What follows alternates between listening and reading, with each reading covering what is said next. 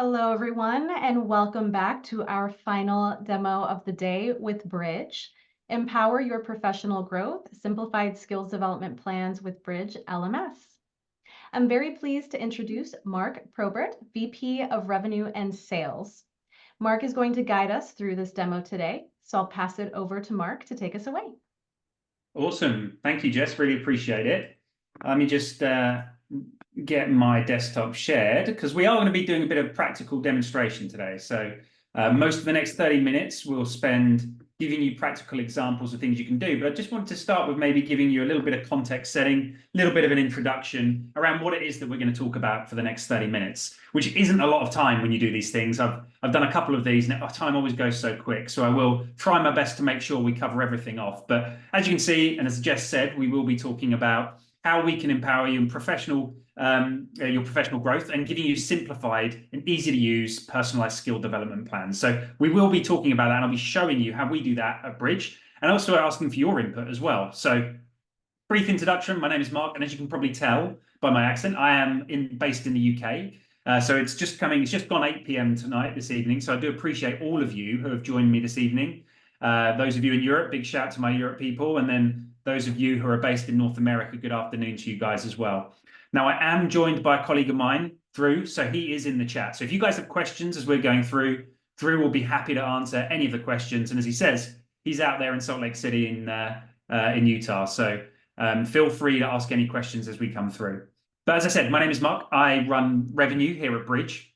Bridge is a learning management system, but really focused around development and helping people grow. I'll talk a bit about that as we go through, but just to set the scene, and I guess maybe a question for you guys. This isn't a poll or anything like that, but feel free to add it to the chat because I'm always keen to hear what your opinions are. But first of all, is there anybody in the audience today who has some form of project that is based around skill growth and development? Just hit a yes or a +1 in the chat if you are, because in every conversation I have with our prospects, our customers, this is very, very high on the agenda. So Jenny, I can see you are. Yeah, there's a bunch of yeses coming in. So every single person. I did this demonstration in a live event recently, and almost the whole room had their hand up.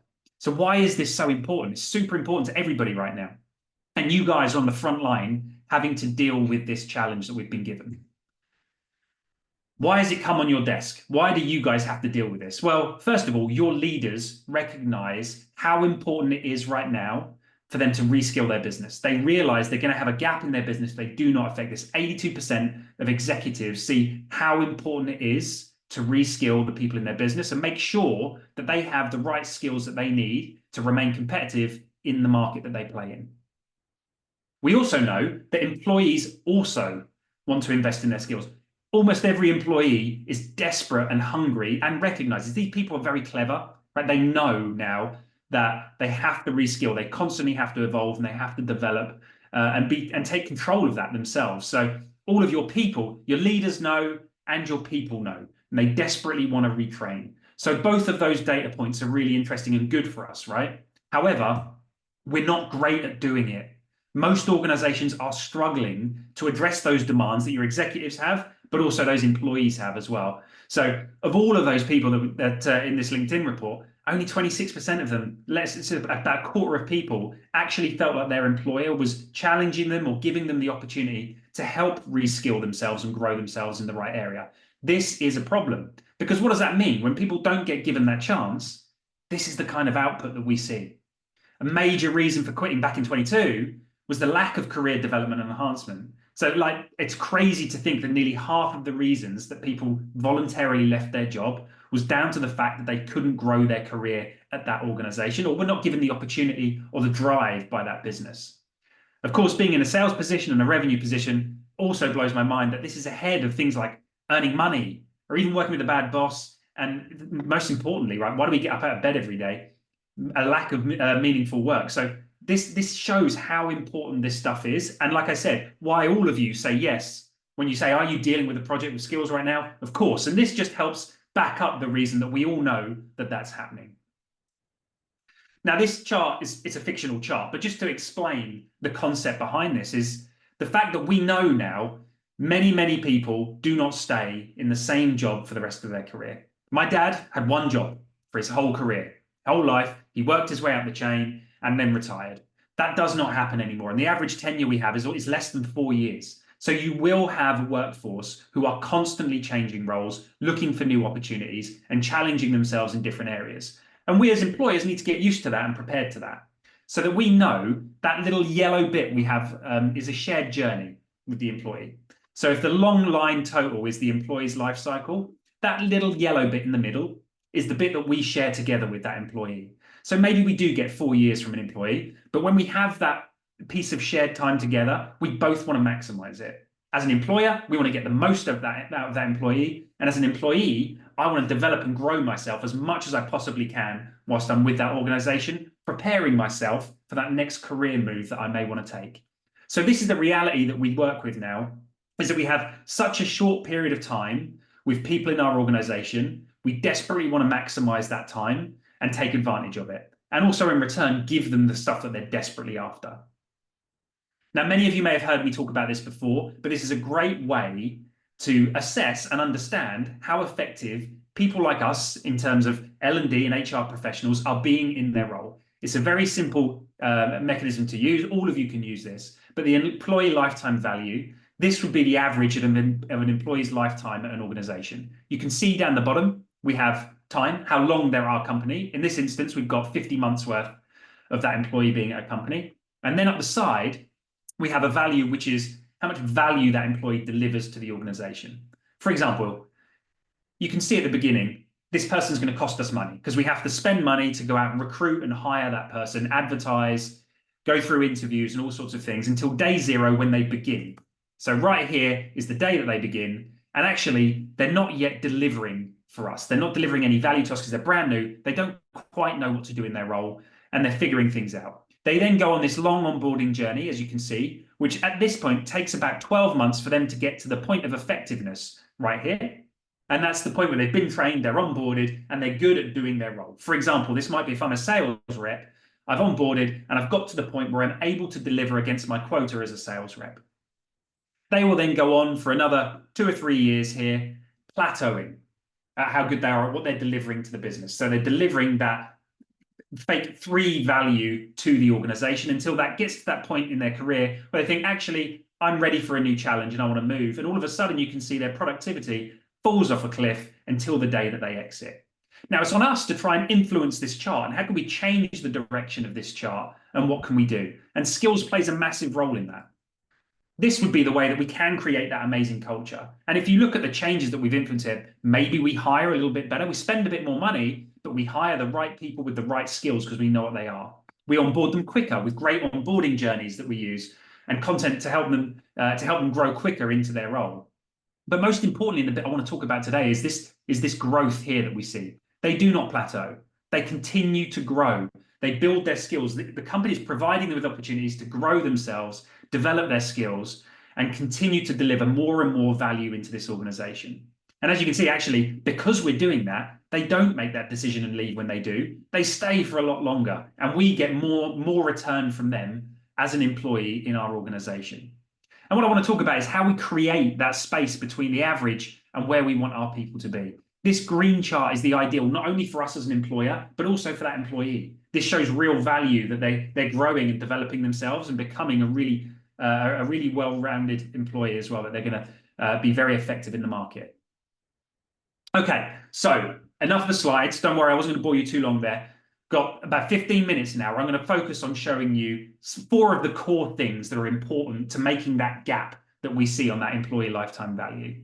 So the things that we as a vendor are trying to help influence on that screen. Of course, we do things like onboarding journeys and continuous development compliance training, which is super important to organizations and actually is the foundation of everything that people in L&D need to do. Be able to deliver and report upon audit-based compliance material. Of course, we do that as an LMS. But where we really stand out and make a bit more difference is in the area of that little gap that we want to create. How can we make people deliver more to the business, feel like they've grown, retain them for a bit longer, and be that employer that makes you a bit different to everybody else? So 4 of the things that we focused on as a vendor is picking out some of the things that are super hard to do. Matching skills to job titles. Sounds simple, but let's imagine you're an organization of 1,000 employees. It's likely you've got about 800 job titles in your organization, each of which require different skills, and that's constantly changing. that's needing at least 3 or 4 different people full time to manage that skill taxonomy. We need a system and some intelligence that can help us drive that more effectively. Next is be able to match content to those skills that people know they need to develop. Again, a very difficult task that we need systems and intelligence to help us drive. Third, enabling a personalized and very impactful development plan that's unique for every individual and allows them to take control. And then lastly, of course, unlocking skills that have sat around the business that we do not know where they are. So those are the 4 things I'm going to focus on showing you right now. And I'm obviously going to take the risk of doing a live demonstration here. So bear with me whilst I flick screens, and hopefully you're all still with me and can see what I'm looking at now, which is an instance of Bridge. I will make it a little bit bigger for us so we can all see a little bit better. So what you guys are looking at now, just quick orientation. You're looking at an instance of Bridge. This is our learning and development LMS.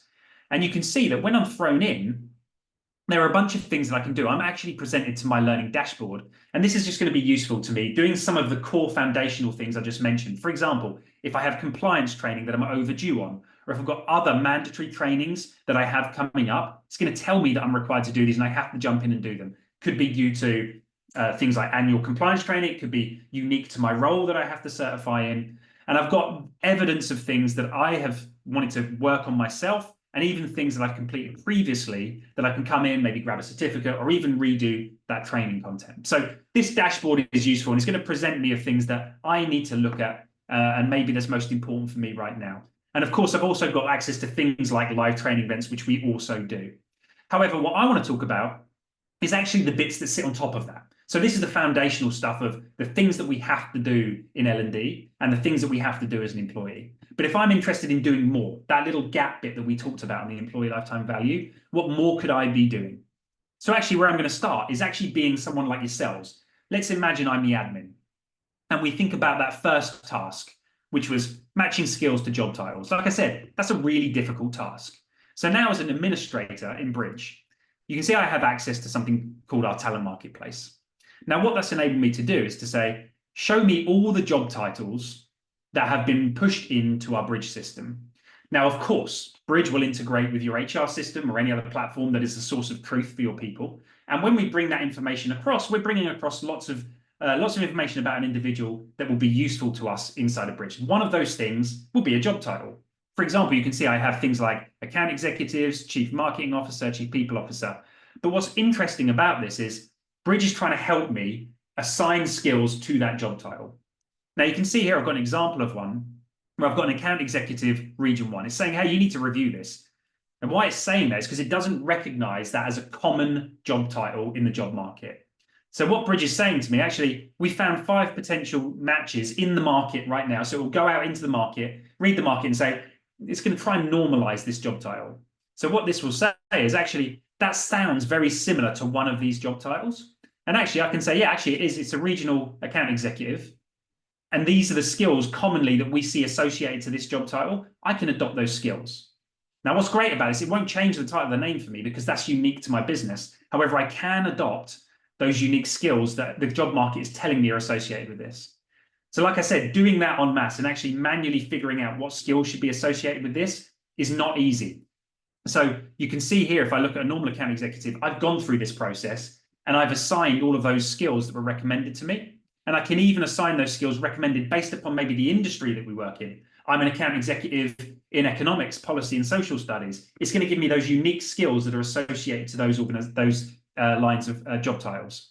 Now, it might be as well that unique to our business, we also ask our executives to do something completely individual to our business. I can add those skills on the fly right here. And of course, we want to do this en masse, and all of our job titles can then be assigned skills that are associated to those job titles. Why is this useful? This is super useful so that when I'm an individual, like I am here with Jane as I'm logged in, we can start doing things that are very helpful to her. For example, here you can see Jane is getting recommended content based around the skills that she needs to have to do her job more effectively. So we've already started to push content towards her that's relevant and unique to her. Before I go any further, though, I want to talk about point 2, which is how are we matching content to these skills? Because that, again, is a very, very tricky task.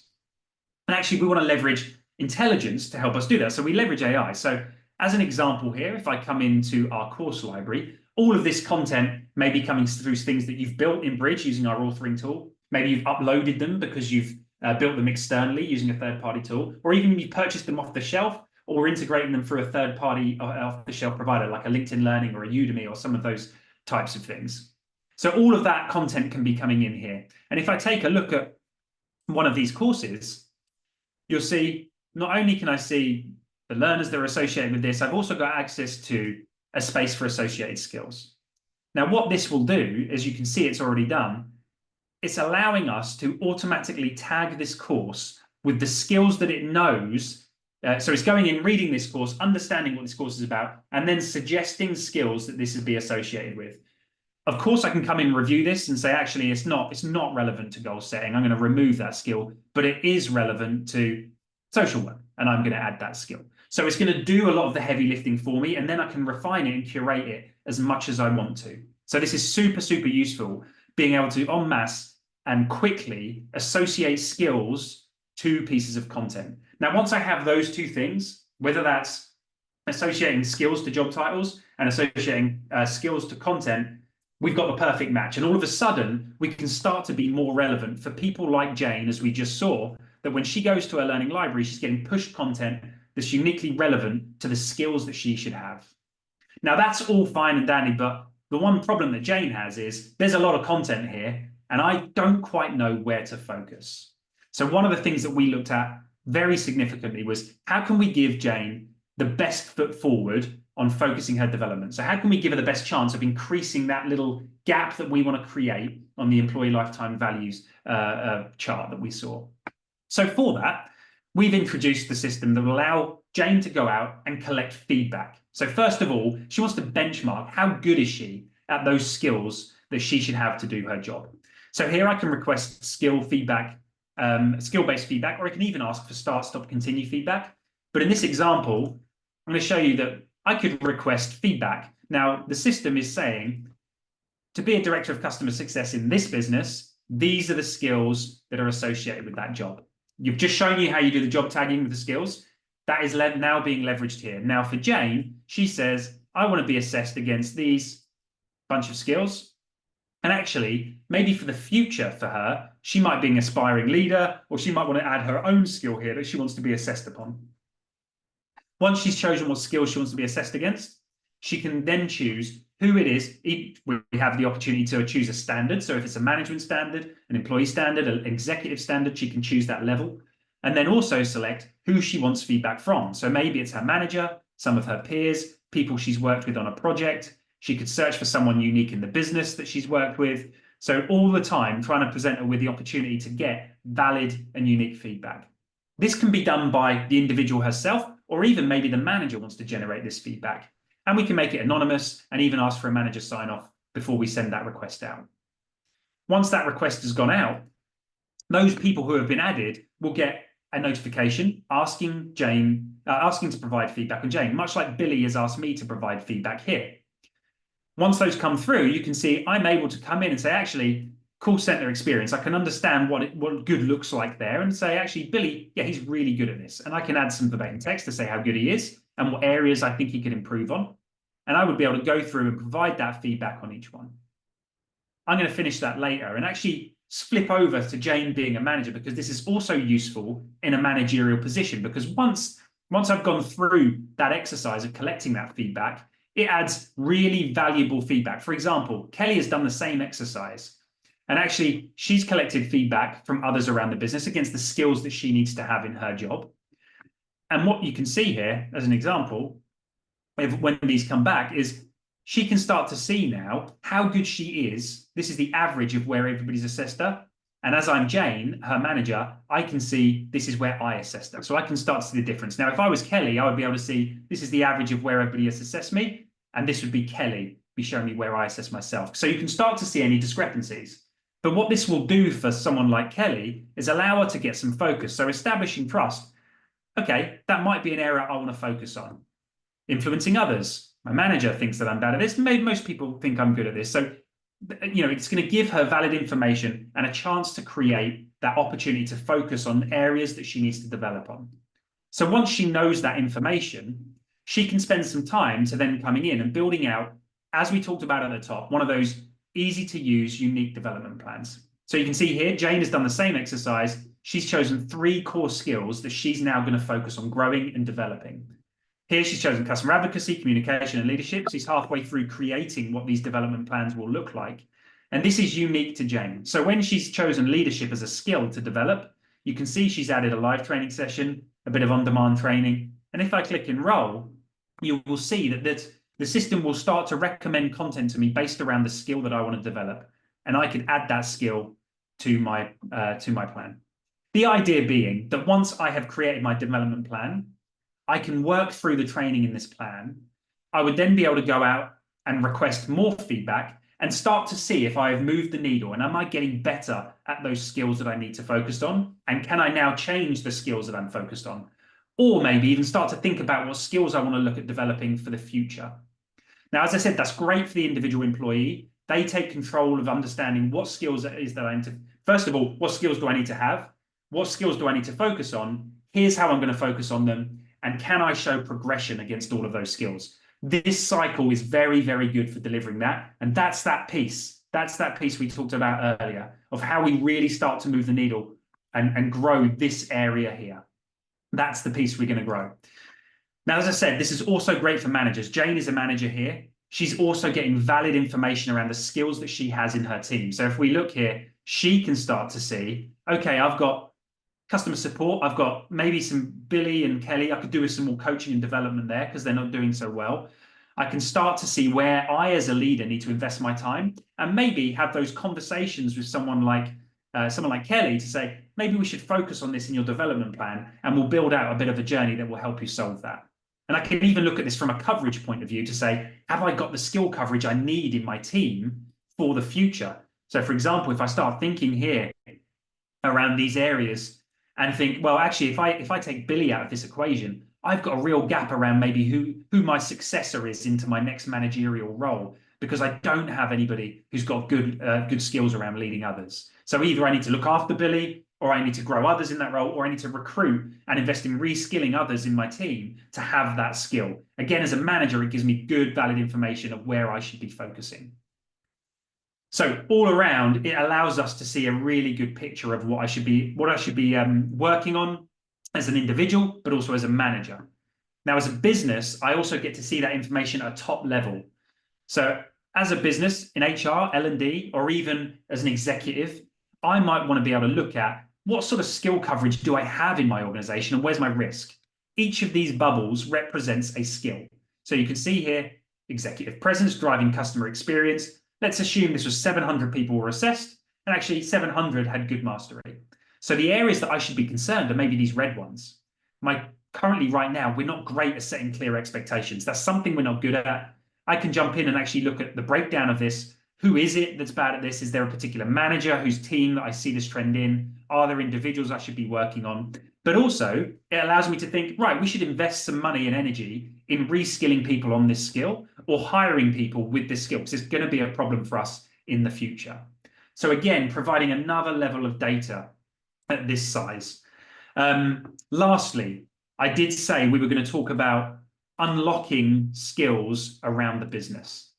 We've introduced a very simple way to do that. We've introduced skill communities. So if I come in and search for something like leadership as a skill, and this might be something I want to do as a development plan, but if I come to the leadership skill community, I can start to see from around the business, there are other people who want to develop this skill. It might show me there's others who are willing to help me develop this skill. So what I could do now is actually say, hey, I want to develop this skill as well. And maybe we could form a cohort where we can collaborate together, work together on developing this skill, maybe find a coach or a mentor who can guide us through this process. But this, again, is a great way to help unlock skills from around the business. And this is all contained in my profile. So I can start to see not only information about who the individual is and where I sit in the organization through an organizational chart like so, but I can also jump in and start seeing, right, what are the skills that Jane has? She can self-elect to say, I'm good at these skills. These are areas I can help with. And actually, these are areas I want to focus and develop myself because they're important for my future. I know they're important for my development. So I'm going to maybe use one of these skills and add them to my development plan so that I'm also thinking about future me and things that I want to do going forward. So I know that's an incredibly fast whistle-stop tour. I did it just about in time. I have 5 minutes. So I do just want to open up the floor here. Drew, I've been seeing quite a few things going back and forth in the chat.